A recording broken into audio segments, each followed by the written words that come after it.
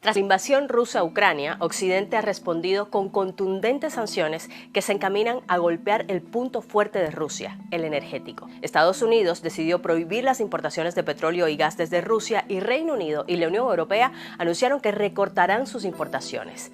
Estos anuncios han puesto sobre la mesa la pregunta sobre cuánto depende Occidente del gas y del petróleo de Rusia. Eso lo explicamos en este video.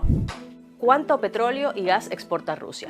Rusia tiene definitivamente un rol importante en materia de energía dentro de la economía global. Es por eso que la invasión rusa a Ucrania ha estado ligada al alza de los combustibles y el petróleo particularmente ha visto récords de precios por encima de los $100 el barril, algo que no se veía desde 2014. Rusia es el tercer mayor productor de petróleo del mundo detrás de Estados Unidos y Arabia Saudita. En enero de 2022, la producción total de petróleo de Rusia fue de 11.3 millones de barriles de petróleo por día. En comparación, la producción total de petróleo de Estados Unidos fue de 17.6 millones de barriles por día, mientras que Arabia Saudita produjo 12 millones de barriles por día. Pero si se tiene en cuenta el petróleo crudo y sus derivados como gases licuados, gasolina, nafta, queroseno, entre otros, Rusia se convierte en el mayor exportador del mundo. Por estos datos, a quien ha comparado la economía rusa con una gran estación de gasolina a nivel mundial. Y lo cierto es que Rusia tiene un papel importante como proveedor de energía en muchas economías de Occidente, aunque algunas son más dependientes que otras del combustible ruso. Por ejemplo, Europa tiene una gran dependencia de petróleo y gas de Rusia. Según los datos de Eurostat, la agencia que monitorea los datos de la Unión Europea, Moscú era su mayor proveedor. De hecho, el 60% de las exportaciones rusas de petróleo van a los países de Europa miembros de la OCDE, es decir, a los más ricos de la región, mientras que el 20% del petróleo que exporta Rusia va a China.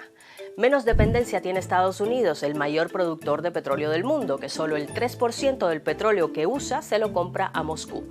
Y respecto al gas, que se utiliza principalmente para la generación de calefacción y electricidad, Rusia es el país con mayores reservas del mundo. Y mientras que Estados Unidos no importa gas ruso, la Unión Europea sí. En 2021, la Unión Europea importó el 40% del gas que consumió desde Rusia. Y Rusia ha construido mucha infraestructura para canalizar su gas natural hacia Europa, desarrollando algunos grandes gasoductos como el Nord Stream, que conecta directamente por tuberías a Rusia con Alemania, uno de los países que más importa gas ruso en la Unión Europea. Y también existen otros gasoductos que salen de Rusia y pasan por otros países para llegar a la Unión Europea. Y aquí entra en la ecuación un actor clave, Ucrania. En 2009, el 60% del gas que llegaba desde Rusia hacia la Unión Europea pasaba por Ucrania, por lo que el país percibía millones de dólares. En 2021, ese porcentaje se redujo al 25%. Ante las sanciones energéticas de Occidente, Rusia también ha amenazado con cortar el suministro de gas a Europa, consciente de la gran dependencia que tiene la región de su energía. Y muchos se preguntan qué pasaría si el gas ruso efectivamente dejara de fluir hacia Europa occidental. De entrada, el bolsillo de la gente lo sentiría. De hecho, desde que se agudizó el conflicto con Ucrania, el precio de la calefacción se ha disparado con un incremento en algunos países como Reino Unido de más del 100%. Y si Rusia corta el suministro, los precios aumentarán más aún. Por ejemplo, Alemania, la primera economía de Europa, sería especialmente vulnerable porque está entre los países de la Unión Europea que más dependen del gas ruso. En cambio, Rusia solo proporciona alrededor del 5% del suministro de gas de Reino Unido y Estados Unidos no importa gas ruso. Ahora, esto no significa que no se vean afectados, puesto que la escasez de suministro hace que los precios suban a nivel mundial. ¿Y se podrían encontrar alternativas al gas ruso? Bueno, no sería tan fácil, precisamente porque los gasoductos no se construyen de un día para otro.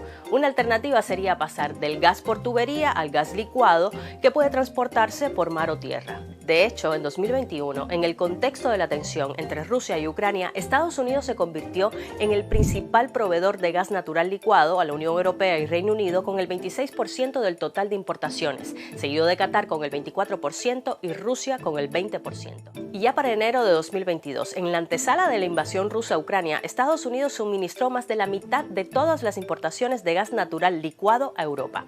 Otros piensan que sería un buen momento para empujar otras fuentes de energía como las renovables, pero eso, apuntan analistas, no será ni fácil ni rápido. Y de hecho, la alternativa más probable es que se abran centrales eléctricas de carbón, las más contaminantes, como han anunciado que harán Italia o Alemania en caso de emergencia.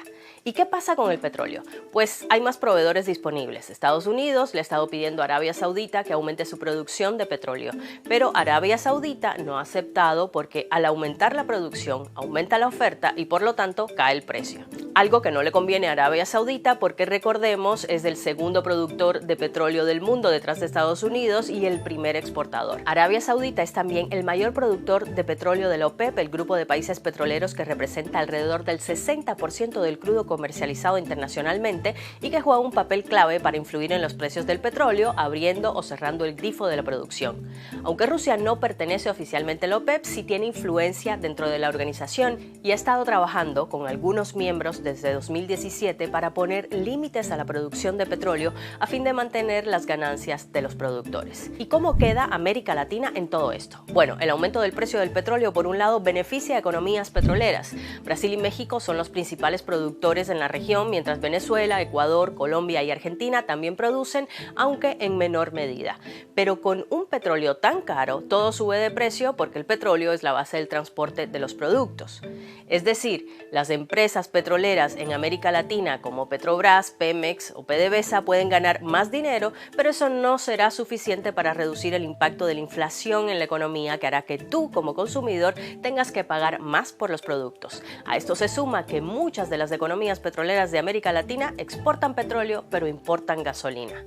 Y si sube el petróleo también se encarece la gasolina, así que no termina siendo un buen negocio. Para otras economías, como Chile o Perú, que no producen petróleo, la situación es aún más difícil, pues solo verán el aumento de precios. Por otro lado, la misma semana que Estados Unidos impuso la prohibición de importaciones al petróleo ruso, tuvo conversaciones con Venezuela luego de años de congelamiento de las relaciones entre ambos países.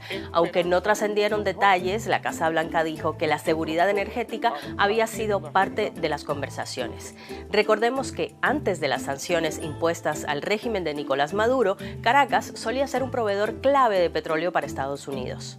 En todo caso, estos datos nos muestran la interdependencia energética que tienen Rusia y Occidente, y eso explica la dificultad de imponer sanciones en este campo, aun cuando está de por medio una guerra. Así, Rusia se ha convertido en uno de los países más sancionados del mundo, en una lista que comparte con países como Irán, Corea del Norte, Siria, Venezuela o Cuba.